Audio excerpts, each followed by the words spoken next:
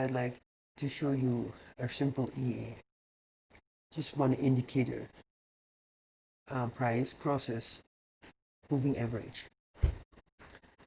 So what you can see here is one indicator for entry and one indicator if you want to use it for the exit.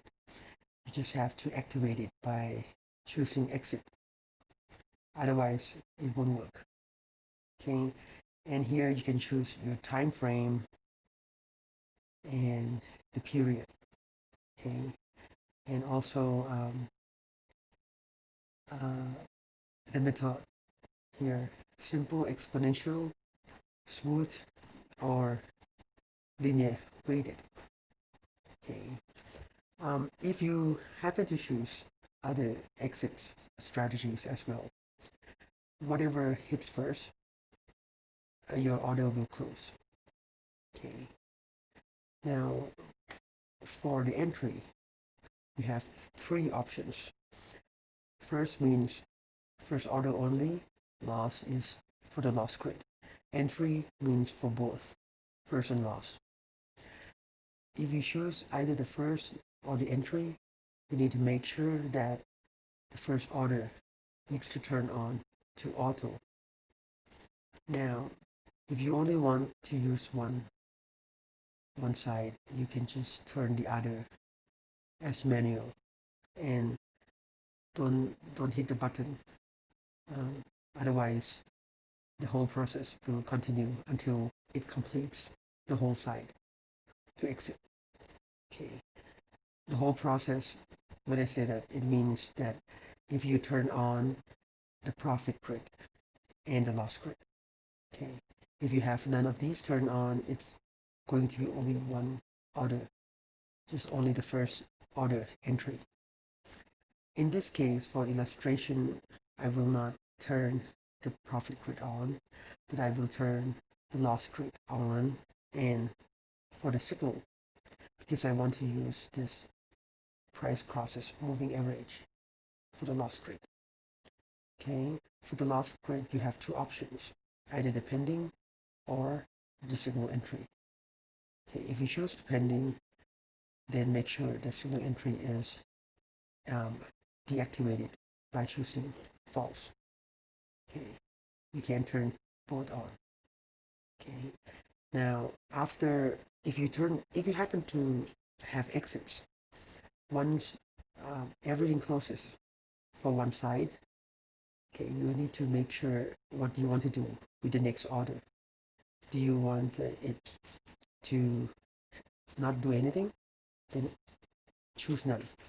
If you want it to continue with immediately, then choose this. Or if you want it to continue once the signal comes on, signal means here the signal, the indicator signal, and choose next order signal. Okay. We have no exits, so I'm going to show you just how this indicator enters. Okay. Here, let me show you that I'm choosing the current time frame, which is half an hour, and the moving average period I chose 100. Okay, and the grid I chose to be 500. Let's keep only one side.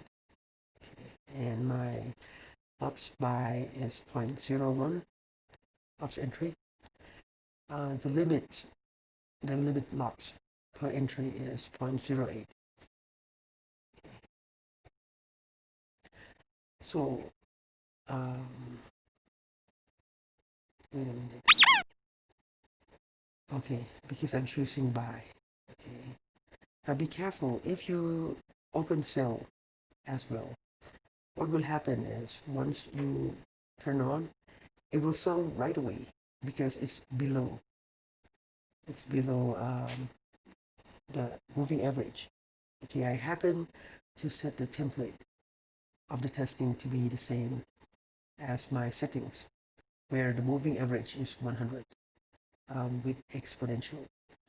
Okay, but you don't need the sell, so I'm turning it to manual. And here, once,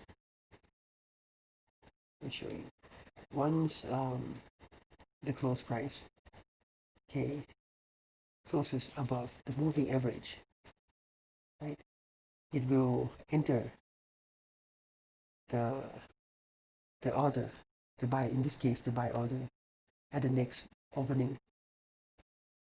Okay, let me show you. Here, see that? So here it closes,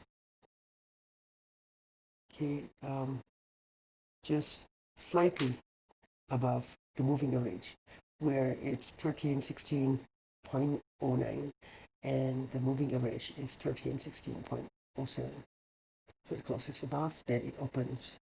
It might look as if it opened above the opening line, or because of the bid-ask spread. In testing, it chooses the market price. Okay. Okay, now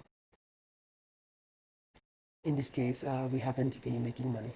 But if we are losing money, okay, if we are losing money, and what will happen is it needs to make a loss more than the grid. Like in this case, grid is 500. Okay, so it has to be above 500, and it needs to cross, the price needs to cross the moving average again for it to buy. Okay, so that's the idea. Okay, thank you for watching. So same goes with the sell side. I can also show you that if we choose this as the exit, so let's choose the same 100.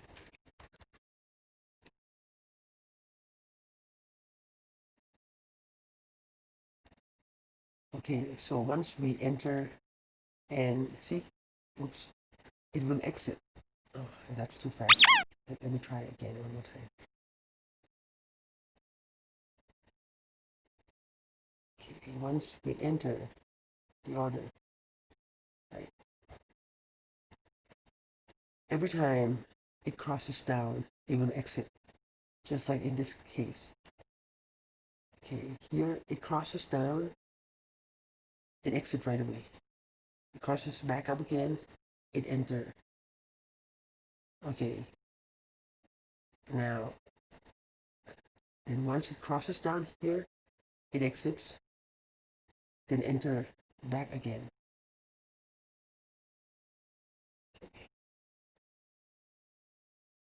That's one of the problem if you use only one indicator. Okay.